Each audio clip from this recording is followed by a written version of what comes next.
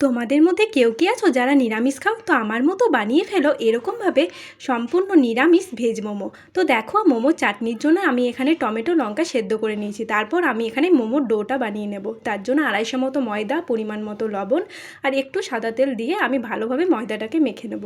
তো ময়দার ডো আমার মাখা কমপ্লিট। তারপর আমি আধ ঘন্টা ঢাকা দিয়ে রেখে দেবো। এরপর মোমোর চাটনিটা মিক্সিতে করে নেব। মোমোর জন্য এখানে আমার লাগছে কুচিয়ে রাখা বাঁধাকপি, ক্যাপসিকাম আর কিমা করে নিয়েছি সোয়াবিনের, আর আদা, লঙ্কা কুচি আর গাজর কুচি সমস্ত কিছু আমি খুব ছোট্ট ছোট্ট করে কিমা টাইপের করে নিয়েছি। এরপর আমি কড়ার মধ্যে তেল দিয়ে আদা আর লঙ্কা কুচি দিয়ে দিলাম। এরপর সমস্ত কিছু সবজি আমি দিয়ে দেবো। দেখো, সমস্ত কিছু সবজি দিয়ে আমি ভালোভাবে ভেজে নেব।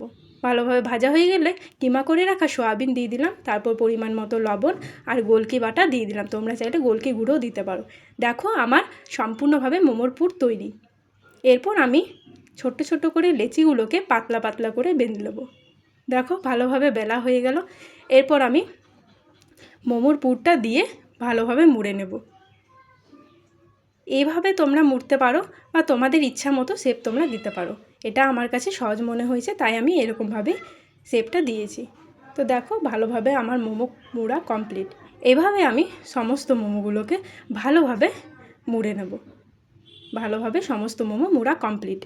এরপর আমি হাঁড়ির মধ্যে জল গরম বসিয়ে দিয়েছিলাম। তারপর জালিওয়ালা একটা থালার উপর আমি সমস্ত মোমোগুলোকে দিয়ে মোমোগুলো সেদ্ধ করে নিলাম।